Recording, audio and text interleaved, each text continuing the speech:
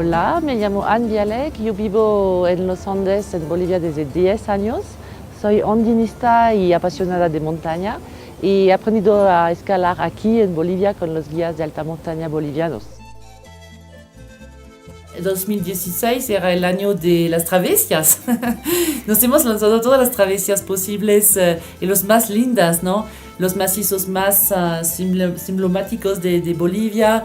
Así que hemos pasado casi 20 días a cruzar las montañas, a hacer travesías de locos. Y ya me siento feliz porque era como un récord, ¿no? Un desafío enorme, hemos logrado eso. Era algo que hemos compartido momentos muy fuertes y muy lindos. Hemos visto cosas muy lindas y lugares maravillosos. De vivir arriba, de quedarse arriba o de cruzar así en un lugar donde estás los únicos que han pasado, no tiene palabra. Y realmente estoy feliz de haber hecho todo eso en 2016. Y sobre todo quiero agradecer siempre, ¿no? Todos los chicos que me acompañan, que me apoyan y que gracias a ellos yo puedo hacerlo, ¿no? Como yo puedo cumplir este sueño. La Cordillera Real está ubicada al noroeste de La Paz, de la ciudad, y esta cadena de montaña tiene más o menos 150 kilómetros de largo. En ella están 6 de los 13 6000 de Bolivia. El pico el más alto de la Cordillera Real es Lilimani, que es atrás de mí, y que está a 6.439 metros de altura. Y en los dos extremos de la Cordillera Real hay dos glaciares enormes, los más enormes, que son Lilampu al norte y Lilimani al sur. Estos dos macizos están considerados como dioses en la cultura andina. En Bolivia hemos formado la Team Taqui, con quienes vamos a explorar cada año nuevos macizos que están pocos conocidos, que están alejados, donde es difícil de llegar. Y cada año buscamos nuevos desafíos, intentamos de abrir rutas más técnicas, más expuestas. Y al final nuestras aventuras están de un lado deportivas, pero también es una linda historia intercultural franco-boliviana, una historia de amistad, una historia de pasión común por la montaña y de sueños compartidos. Estar en la montaña y sentirse vivos. En 2016 hemos decidido de hacer las travesías de estos macizos sagrados, que son Lilampu y Lilimani, y les invito a descubrir la Cordillera Real.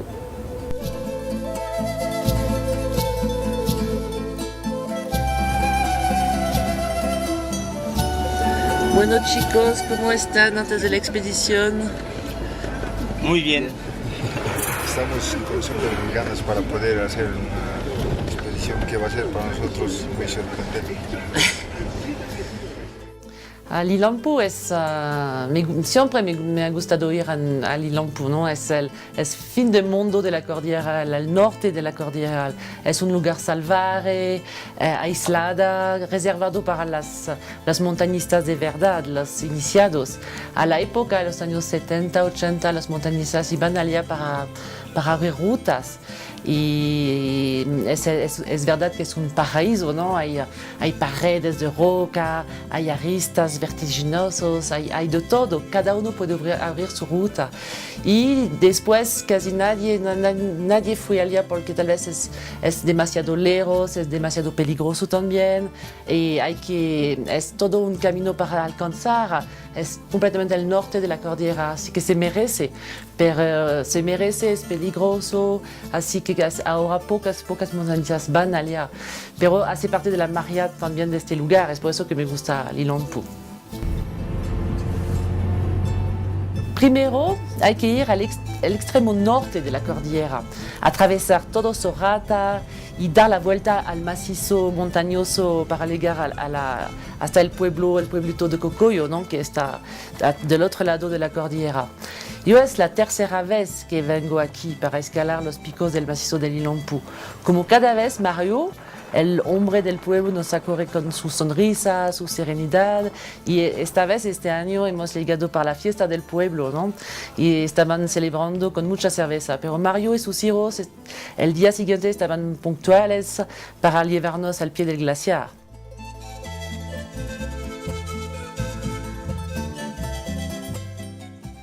Una vez más salimos para un largo ascenso siguiendo un lindo arroyo para alcanzar los paisajes depurados que se encuentran al pie del enorme macizo del Ilompo. Hay que subir mucho, desde Cocoyo hasta arriba. Y seguimos subiendo con nuestro pesado material digno de un ataque guerrero, ¿no? Íbamos a hacer el asalto del Ilompo. La idea es, pensábamos llegar al pico norte primero y después al pico sur del Ilompo, pasando para todas las crestas. Eso era el desafío, ¿no? Pero esta vez se sentía un ambiente bien raro en nuestra pequeña expedición. El reto era grande, atravesar por las crestas parecía imposible, por lo menos era súper peligroso. Habíamos estudiado las fotos del circo muchas veces, porque hace un circo así bien largo con todas las crestas, y habíamos mirado las fotos para ver para dónde podíamos pasar. Hemos elaborado varios planes, ¿no? Pero ahora teníamos que ir, la aventura valía la pena y ni modo si teníamos que renunciar, ¿no? Teníamos que hacerlo. Estábamos conscientes que nuestra expedición era ambiciosa. Y habíamos preparado todo el equipo necesario, fisureros de todo tipo, brocas, cuerdas, kilogramos de material para transportar. Esta vez todos estábamos nerviosos, ansiosos y estresados. Y no era sin razón. Todos nos advertían, hasta nos aconsejaban dejarlo. Yo tengo amigos franceses, máquinas de guerra, ¿no? Supermontañistas, muy experimentadas, que me habían dicho, esta travesía es ambiciosa, es una apuesta muy arriesgada, lleva mucha comida porque se puede que te quedas más tiempo que lo previsto. Ellos me habían dicho bromeando, pero bueno, no tanto. El miedo había nacido en mí y empezaba a pensar que esta aventura tal vez era un trozo demasiado grande para mí. Antes de lanzarnos en el glaciar, Mario también advirtió a los miembros de la expedición, los chicos. Cuídense, chicos, hay peligro ahí arriba. Siguen estos 5 cuerpos colgados en una pared por allá. De verdad, no toman riesgos. Y también el Eloy, el chico que nos ayudaba en la logística, que tenía que seguirnos, él me había dicho también, esta montaña es muy peligrosa, tienes que cuidarte. Así que poco a poco el miedo nos ha llenado, ¿no? Y nos ha asustado. Entonces nos fuimos bastante estresados por la mañana hasta el pico norte. Con Ignacio conocíamos la ruta, ¿no? Lo habíamos hecho en 2014. No íbamos a tener sorpresa hasta el pico norte. Yo conocía la famosa grieta donde me había caído hace 2 años, la pared de hielo de 250 metros que teníamos que subir arriba, y también estas crestas de esta pared de roca con un vacío de 1000 metros de barro que teníamos que cruzar así, que era muy expuesta. Todo eso conocíamos, ¿no? Sin embargo, me parecía mucho más difícil que 2 años atrás. Al principio pensaba que era por la edad, yo tengo 2 años más, pero luego me di cuenta que los chicos también estaban doblados por el peso de la mochila, ¿no? Eso por estas alturas se vuelve una pesadilla, un infierno de cargar en un lugar bien expuesto. Con todo nuestro equipo que hubiera alcanzado para conquistar el Everest y el K2 de un golpe, los chicos debían cargar más de 25 kilos cada uno, tal vez 30. No podía levantar sus mochilas. Y yo debía tener más de entre 15 y 20 kilos. Me parecía muy pesado. Tenía que gastar cada vez más energía para cada tramo técnico. Cada vez mi mochila me atraía más hacia el vacío, ¿no? Perdía el equilibrio. No había tomado bastante en cuenta este parámetro. 2 años atrás nos había tomado 10 horas para subir, pero esta vez no habíamos realizado que iba a ser más tiempo con tanto este peso suplementario que teníamos.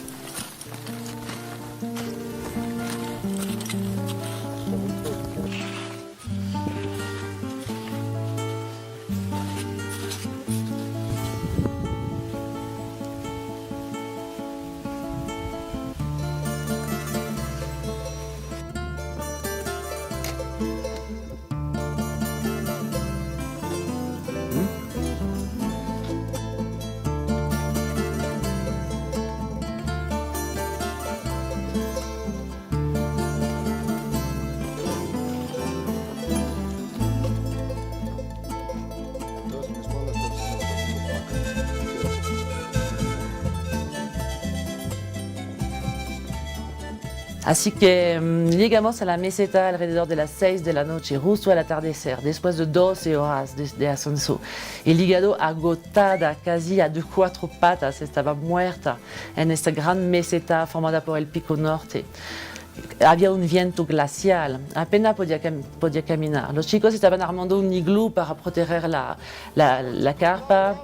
Hemos puesto agua para hervir en un frío polar, debíamos hidratarnos, ¿no? Pero fue muy difícil de adelantarse. Y trataba de comer un poquito, pero sin verdad gana, y luego trataba de dormir con el estómago medio vacío. Pero con el frío, el cansancio y los 6.000 metros de altura, no he logrado recuperar bien. Entonces, al día siguiente despierte, no había dormido mucho, estaba vomitando mi taza de chocolate. Sin embargo, cuando nos hemos despertado, el campamento era espectacular, ¿no? Maravillosa. Teníamos todas las crestas, estábamos en la meseta, se veía todas las crestas hasta el pico norte. De verdad, era un campamento muy lindo.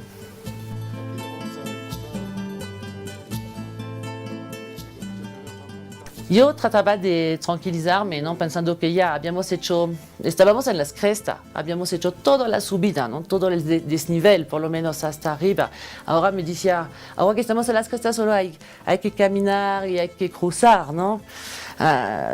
Pero cuando empecé a caminar, a cargar mi mochila, me sentí sin fuerza. Tal vez había gastado demasiado energía en la subida, como no había podido dormir, el hígado cansada, agotada y con el frío también, ¿no? En este momento me he dicho, las próximas horas van a estar no tan fáciles. Pero al final este día fue relativamente tranquilo para permitirme de recuperar un poquito. Estábamos en las crestas de nieve y era bastante fácil para avanzar. Así hemos atravesado la mitad del macizo del pico norte, hemos avanzado mucho. Y hasta llegar al pie de las dificultades, ¿no? Habíamos hecho la subida, la cresta de nieve y estamos al pie de la última cresta que llegaba al pico sur, el pico principal, que estaba de roca, pura roca.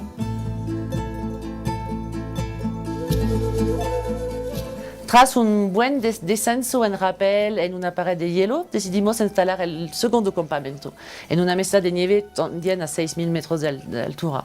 El lugar era hermoso y me sentía feliz con la idea de poder descansar en la tarde en la carpa, más que todo en un lugar bien caliente, ¿no? Pura alegría, ¿no? Yo en la carpa con el sol calentando la carpa.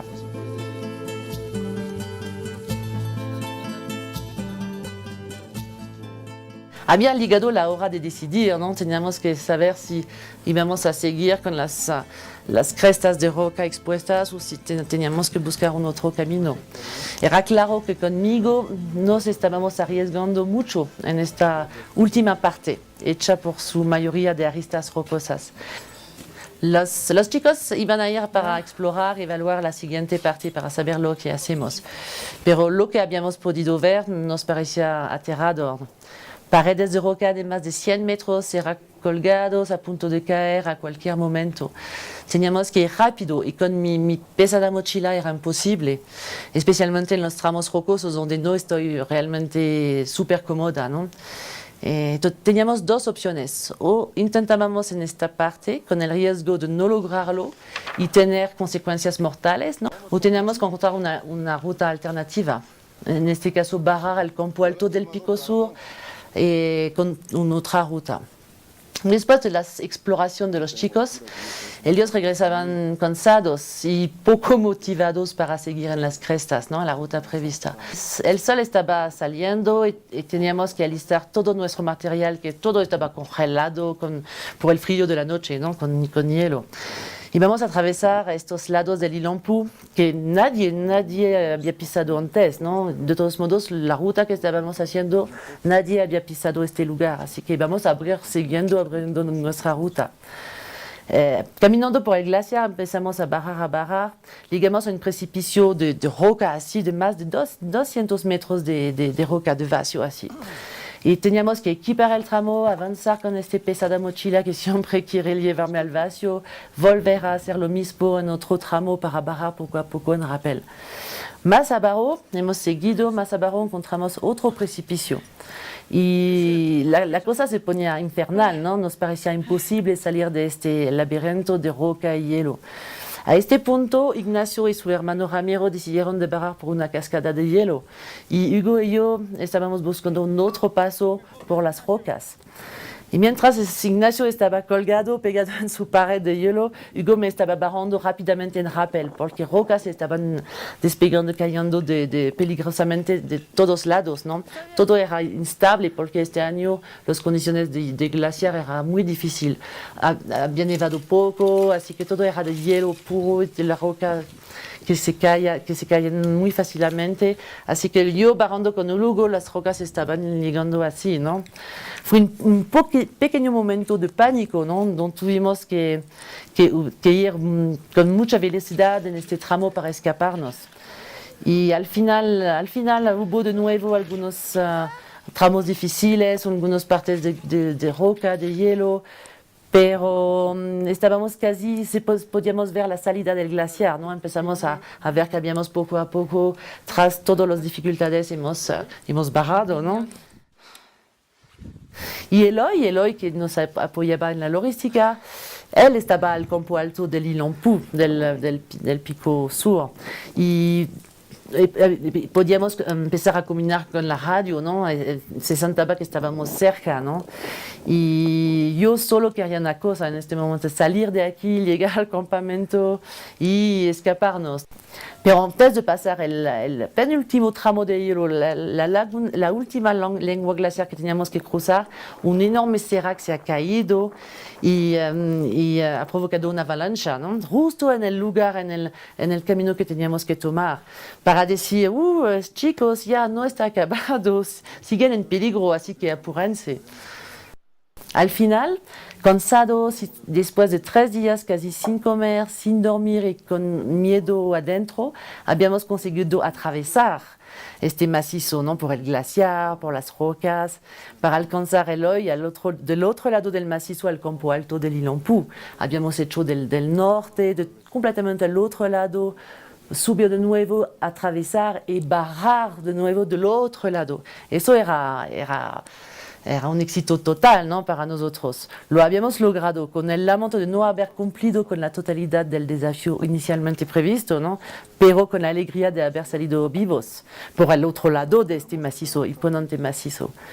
Y claro que no hemos visto la cordada colgada con los 5 cuerpos en una de las paredes, pero en el corazón del macizo, adentro del Ilampu, hemos podido sentir esta sensación bien especial, como una advertencia, ¿no? Que se debe respeto a la montaña y uno debe saber quedarse humilde, ¿no? Hay algo, es la primera vez que he sentido este miedo a la montaña y decir, quédense humildes, toman la buena decisión y si hay que renunciar, pero hay que quedar vivos, ¿no? Hemos salido, hemos cruzado, hemos llegado vivos. Para mí lo que hemos hecho en el Ilampu fue muy importante porque pisar este macizo del Ilampu, cruzar de un lado al otro lado por camino que nadie había pisado es un orgullo, ¿no? Porque el Ilampu como el Illimani son los 2 macizos de la cordillera los más importantes, ¿no? Imponentes, es como los reyes de la cordillera. Así que hacerlo, pisar, encontrar nuestra ruta que nadie había pisado y poder enfrentar este macizo y enfrentar y salir es genial. Hola, ¿cómo estás? Estoy feliz, re feliz, no, estoy muy feliz. Súper cansada, pero feliz.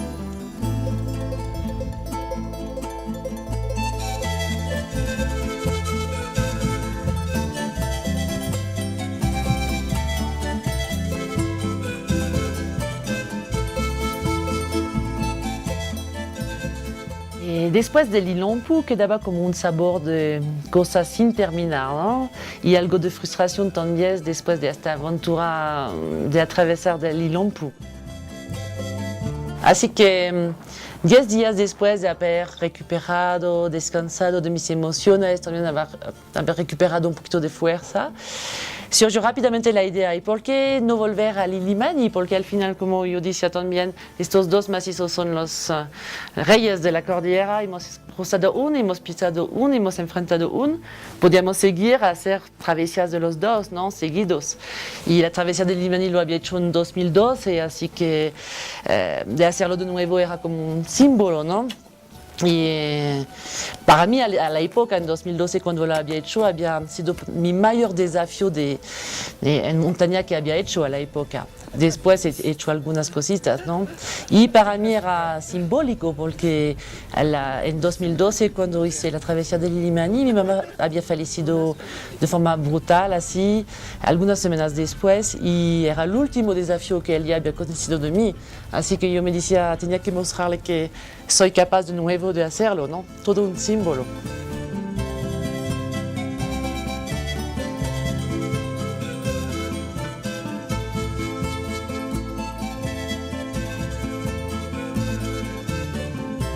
Como no se cambia un equipo que gana, Hugo e Ignacio, los dos con quien fuimos a Lilampu, nos hemos decidido de hacerlo, seguir juntos, ¿no? Esta vez el Andrés nos llevó en 4x4 el más cerca posible de la mina Águila, que está al norte del macizo del Illimani, para alcanzar el glaciar por este lado.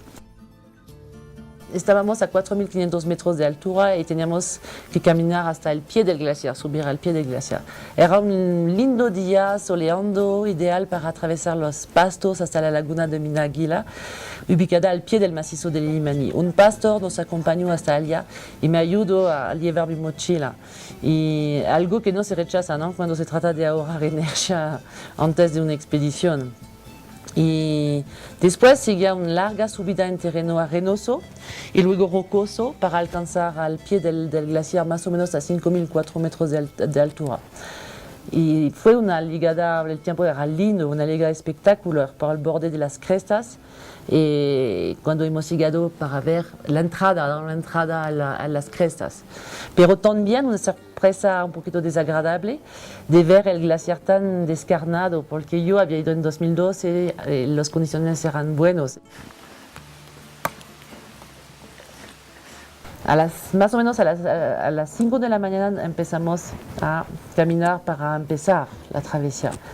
Y hemos empezado con esta pared. Una pared que llega a un paso que está a 5.700 metros, justo abajo de las crestas, era como la puerta de entrada para llegar a las crestas. Y cuando hemos empezado a subir en esta pared, inmediatamente entendí que todo iba a estar diferente este año, ¿no? Este muro se había vestido con su abrigo de invierno, ¿no? Así tal un erizo. Era un verdadero campo de penitentes. Y penitentes son pináculos de hielo más o menos altos. Estos hacen la progresión muy difícil porque hay que romperlos, hay que intentar de caminar rompiendo así y te cuesta mucho más energía. A menudo tenemos que hacer pasos largos y a 6.000 metros de altura. Es una operación muy difícil y agotadora. Después de los penitentes, del frío, una pared de hielo para trepar, pudimos por fin aprovechar una linda posa en el sol justo abajo del Pico del Indio, el cual culmina, el Pico del Indio está a 6.110 metros de altura. Y teníamos una vista hermosa sobre todas las crestas, las risas que se prolongaban hasta el pico norte y después el pico principal, ¿no? Desde ahí me acordaba bien toda la cornisa sobre la cual habíamos hecho el primer campamento en 2012. Hacía una cornisa así muy linda. Y en este momento era temprano, ¿no? Pensábamos que íbamos a avanzar mucho más. Sin embargo, con los penitentes, las condiciones de este año y arriba de este campamento que habíamos hecho en 2012 hay una pared de 200 metros pero inclinados a 65, 70. Y se veía una pared así de vidrio, ¿no? Porque este año era hielo vivo, ¿no?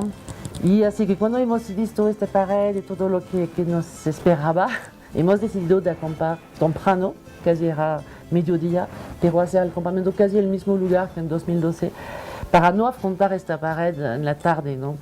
Preferimos hacerlo de noche, frescos y en buenas condiciones. Apenas eran las 2 de la tarde, ¿no? Y fue una intensa felicidad poder hacer una siesta.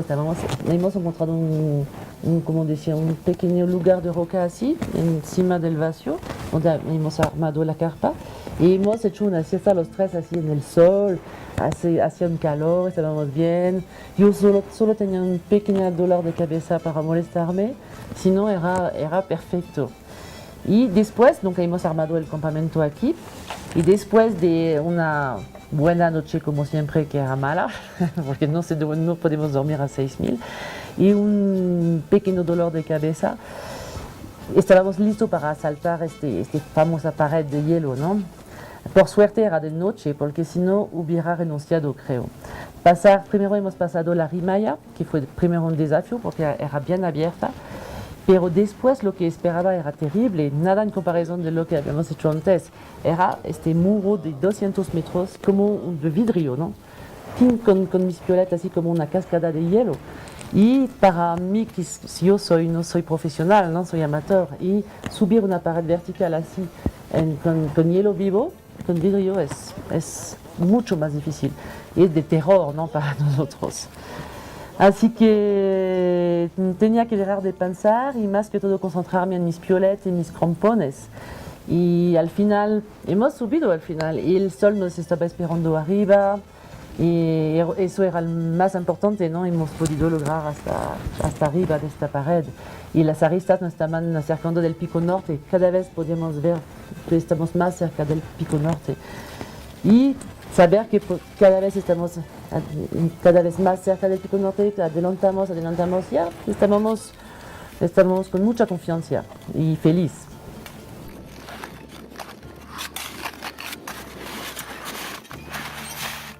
Era simplemente majestuoso, ¿no? El pico norte estaba enfrente de mí, nos estaba esperando con sus 6.425 metros de altura y nos estábamos acercando más y más.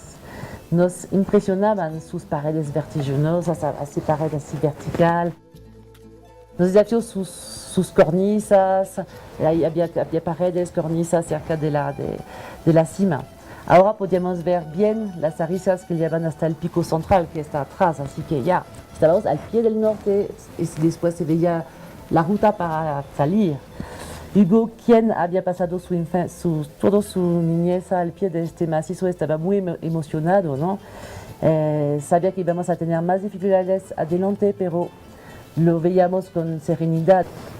Llegábamos a las aristas filosas, puertas de entrada al pico norte. Nos habían costado mucho tiempo en 2012. Por un lado, muros helados verticales y por el otro lado lo mismo, ¿no? Es vertical de los dos lados, pero con penitentes del otro lado.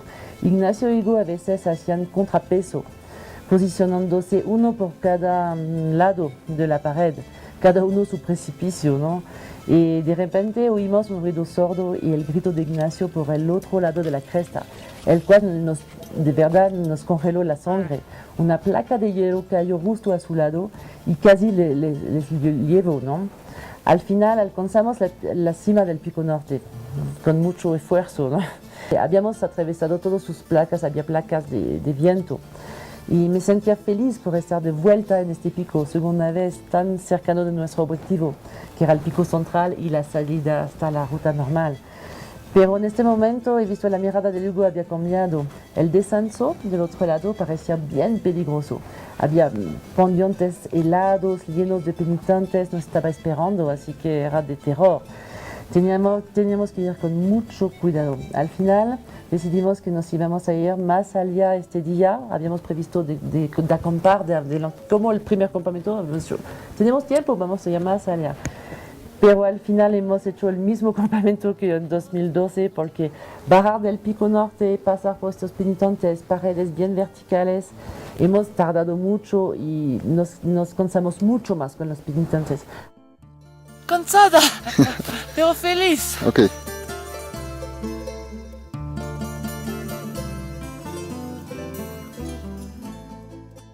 El descenso a través de estos penitentes me había de verdad arruinado. Está confirmado, odio los penitentes, es horrible.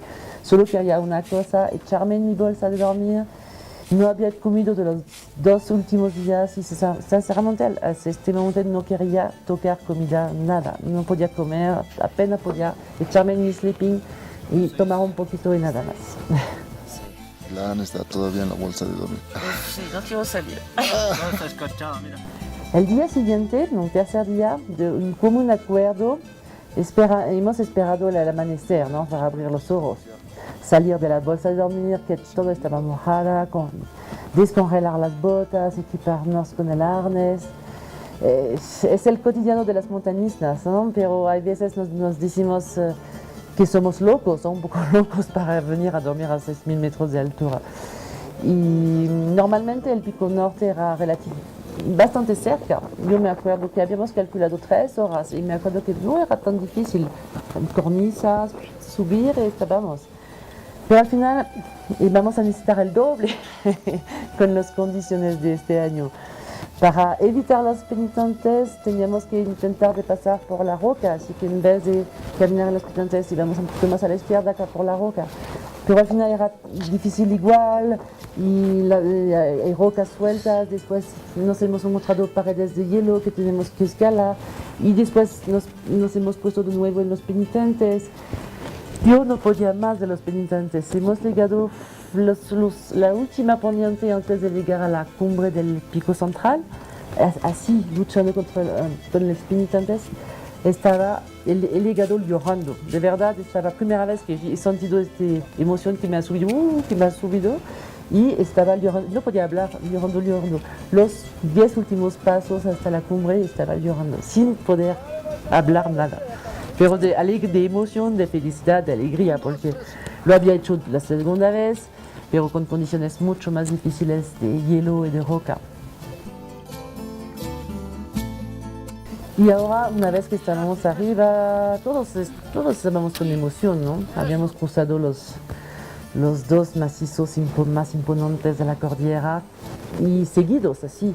Y cruzar todo eso, llegar hasta Lugo, estaba llorando el Ignacio, estaba con emoción, pero y ahora solo faltaba bajar al campo alto, encontrar a la gente que nos había apoyado para hacer este proyecto, que nos esperaba el nido de cóndores para bajar hasta el campo base de nuevo.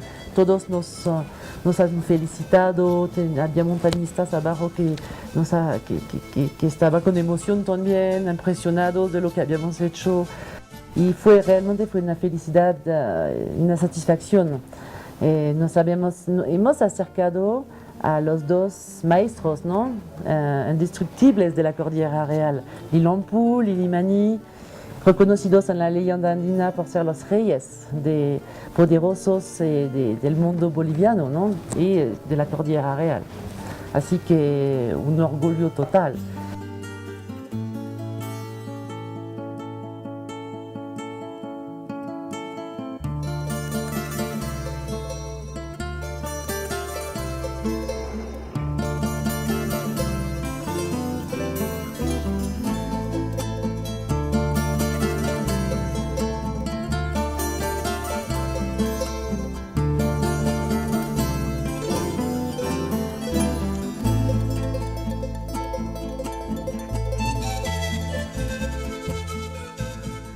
Bueno, esta vez en la montaña es Hugo que me ha ofrecido el desafío. Apenas había recuperado de las travesías que habíamos hecho en Illimani y en Ilampu y él me dice, había visto, cuando él fue en el pequeño Alpamayo, había visto una arista rocosa, una linda arista que sube por el lado noroeste de la cabeza del cóndor hasta la cima de la cabeza del cóndor. Y él me había mostrado la foto y me había dicho, sí, podemos hacer eso, la travesía entera de la cola del cóndor. En foto, cuando he visto la foto, la arista parecía impresionante, ¿no? Y además en el macizo del Condoriri la altura es menor, ¿no? Y no tendremos que dormir 2 noches a más de 6.000. Así que he dicho, sí,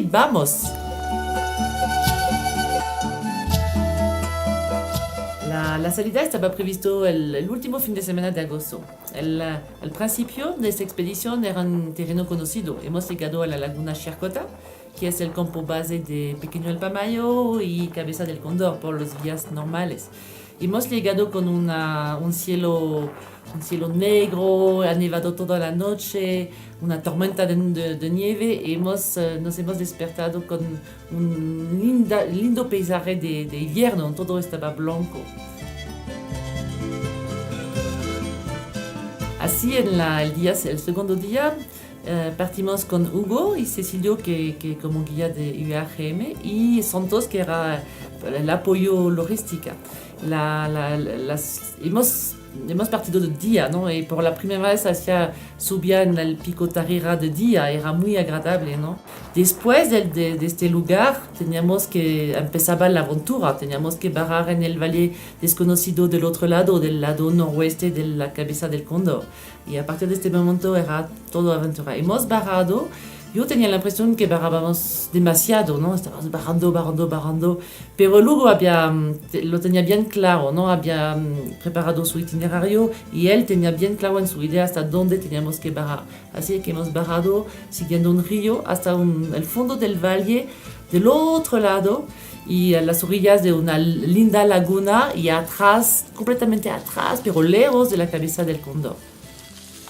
Cuando hemos llegado y hemos empezado a armar el campamento, no realizaba bien lo que teníamos que escalar, ¿no? Para mí yo veía una arista bastante fácil arriba del campamento y atrás había una arista enorme, monstruosa, enorme, que iba, pero no, Santos me decía, los chicos se han ido a reconocer la ruta. Yo, sí, pero no es eso, claro que si es eso vamos a pasar una semana, ¿no? En las aristas. Y al final era eso, así que me asusté un poquito. Yo me quedé a descansar y los chicos han ido a analizar un poquito la ruta porque parecía más difícil que lo que habíamos previsto. La buena noticia cuando regresaron los chicos que me dijeron que vamos a hacer una variante de la cola del cóndor, ¿no? Y vamos a hacer todo no era razonable, ¿no? De lanzarnos en toda la arista. Así que la idea era habían visto, la idea era de entrar por un corredor de hielo a la mitad, alcanzar las crestas y seguir la arista hasta la cima. Y me sentaba más tranquila, ¿no? Y la noche fue corta, ¿no? Casi no hubo descanso, hubo noche, porque el viento empezó, pero un viento muy violento, ¿no? Súper fuerte, empezó a las 10 de la noche. Y no paraba. Y a las 3 de la mañana sonó el despertador y teníamos que salir con un frío polar, pero muy frío, y un viento que no paraba. Y antes de empezar, hay una ráfaga de viento que se llevó toda la carpa. Estábamos listos a salir y la ráfaga se llevó la carpa con las bolsas de dormir, todo el equipo adentro que queríamos dejar, ¿no? Así que hemos tenido que hacer una pequeña carrera rápida así para alcanzar el lago. Por suerte había cosas un poquito por aquí, por allá en el lago, pero nada estaba completamente mojado, ¿no? Así que ya hemos empezado con eso. Finalmente hemos empezado a las 4:30, un poquito retrasado, ¿no? Del que habíamos previsto. Y hemos caminado 1 hora y media en un caos de rocas, así, un poquito molestoso, ¿no? Y también con los ráfagas de viento, así, y el frío. Hemos llegado al pie después de 1 hora y media, hemos llegado al pie del corredor de hielo, que era la puerta de entrada, la pared. Finalmente los chicos me mostraron la puerta de entrada, ¿no? El corredor donde teníamos que subir. Ya hemos subido, algunos agarres me causaron un poquito de problemas, no era tan fácil. Y finalmente hemos llegado en un lugar de descanso soleado. El sol había llegado, habíamos subido esta puerta de entrada. Y justo después, una avalancha de rocas ha llegado y nos ha hecho pensar que ya estamos en un lugar hostil, ¿no? Y que 5 minutos antes estábamos justo en la trayectoria de la avalancha de rocas. Después la subida fue más tranquila, ¿no? Había sol y hemos subido al lado del glaciar, porque abajo el glaciar era cerrado, no se podía entrar, así que hemos seguido así al lado. para buscar una puerta de entrada en el glaciar. Y luego por fin hemos llegado en el corredor de hielo. Y là estaba feliz porque para mí es lo que prefiero, ¿no? Estábamos buenas condiciones de hielo, una buena pared, había la rimaya, la grieta a pasar, había pendientes, bien pendientes, pero para mí era súper las condiciones. Claro que había el frío seguía, pero para mí me gustaba. Estábamos en camino de las crestas, se podía ver las crestas más arriba, así que todos felices.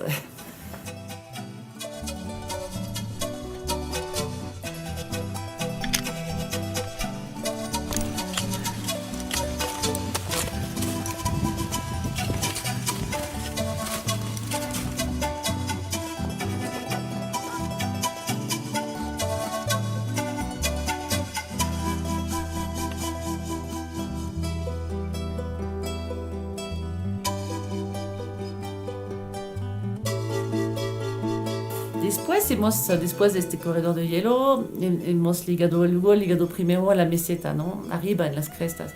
Y yo he llegado con Cecilio feliz, así, era mediodía, estábamos en las crestas, faltaba la roca, claro, no veíamos mucho. Pero el Hugo nos ha gritado que apúrense. Y cuando hemos llegado, él estaba un poquito asustado, ¿no? Y yo no entendía por qué. Después he mirado la ruta que estaba a hacer y era largo, ¿no? Era largo, había paredes de rocas, no se veía bien por dónde teníamos que pasar, todo parecía peligroso también. Así que claro, todos nos hemos asustado, hemos comido rápido así, nadie hablaba porque estábamos pensando en la segunda etapa, ¿no? Después de este pequeño descanso, nos fuimos al asalto de las rocas, ¿no? Las paredes verticales, las rocas inestables y de todo, ¿no? Hemos empezado a subir, pero finalmente progresábamos mejor que lo que hemos pensado, así que el ánimo era mejor.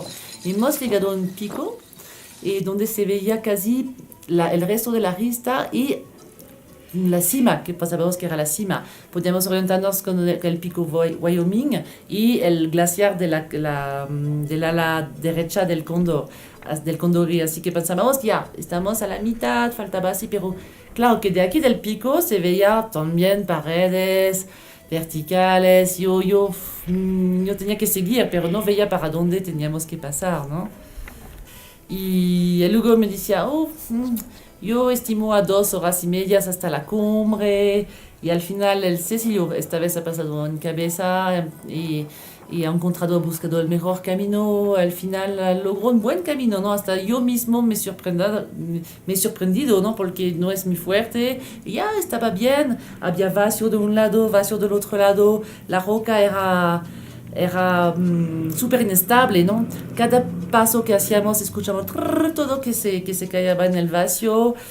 Y ya yo me he roto mi chamarra porque el frío se ha quedado todo el día, hasta el río que hemos pasado el día antes, lo veíamos, se ha quedado congelado todo el día. Así que hemos guardado la chamarra de pluma todo el día, y yo con las rocas me he cortado mi chamarra nueva, además. Y ya, no, ni modo, había que seguir. Y hemos llegado de nuevo hemos alcanzado de nuevo las crestas, y là estábamos al punto de decir, ya estamos muy cerca, faltaba poco, pero là hemos mirado, claro que faltaba una travesía pequeña de la rista, pero sobre todo se veía una pared, no muy alta, pero una pared vertical al pie de la cabeza del cóndor. Así que là el Hugo me ha dicho, ahí hay un paso técnico. Y sí, claro que se veía bien que era una pared técnica, ¿no? Y hemos hecho la travesía, la pequeña travesía, y hemos llegado a esta pared. Estamos a 30 metros de desnivel, ¿no? De la cumbre es nada, pero y no podíamos dar vuelta, no había otro, teníamos que pasar sí o sí. De todos modos no podíamos volver al otro. Con todo lo que habíamos hecho, estábamos a 30 metros de la cumbre, teníamos que seguir sí o sí. Así que el Cecilio ha analizado un poquito, ha ido a la derecha, claro que había el vacío todo el tiempo abajo, y ha encontrado un camino que yo no pensaba. Al final Cecilio estaba delante, Hugo estaba detrás de mí, y me sentaba bien, ¿no? Con fuerza, con energía en seguro. Así que ya solamente tenía que seguir, que intentar de no tardar mucho. Solo me acuerdo los últimos metros antes de la cumbre, el hígado gateando, todas las piedras así estaba, todo se callaba, era terrible. Y ellos habían ligado, y ya el hígado así en la grupilla, hemos llegado a la cumbre, súper felices porque era las 4 de la tarde por ahí.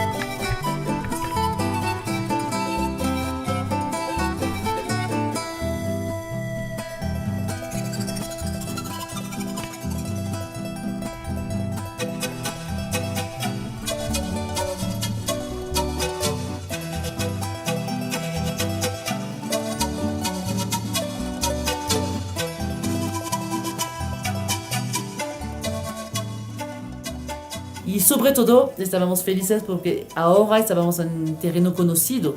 Antes no sabíamos, el susto de los chicos era sobre todo el riesgo de bivaquear, porque cuando hemos hecho la pausa y que hemos visto todo lo que se quedaba a hacer, el riesgo era de bivaquear y no teníamos sleeping, no teníamos bolsa de dormir, con el día el más frío del año y là, claro, íbamos a morir, ¿no? Y una vez que estábamos a la cumbre de la cabeza del cóndor, ya estábamos en vía normal, en terreno conocido. Los chicos lo han hecho muchas veces y conocían. Yo conozco bien este descenso hasta la Chircota, y yo sabía también que no iba a estar tan fácil porque era casi las 5 de la tarde y igual hemos encontrado.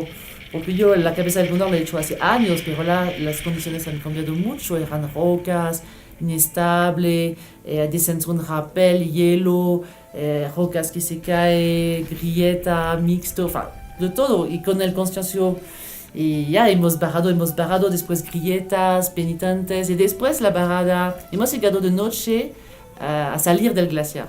Là nos hemos descansado un poquito, era las 8 y algo. Y la bajada hasta el campo base es un canaleta así de tierra, pero mezclada con hielo, terrible. Y de noche yo súper cansado, todos súper cansados, ¿no? Yo como tortuga, ¿no? Así iba súper lento, así que pero conocíamos todos el camino. Así que solo había que bajar. Y al final hemos llegado a las 10:30 de la noche en la Chircota. Felices, yo agotada, 18 horas hemos caminado con este frío. Es la primera vez que no he sacado todas las capas de ropas que tenía. Y a las 10:30 hemos llegado a un pequeño refugio, ya hemos tomado un vaso de vino y ¡pum!, a dormir directamente. Un descanso bien merecido. Al final no estaba previsto, porque yo había previsto de ir a Lille, pero al final 2016 era el año de las travesias.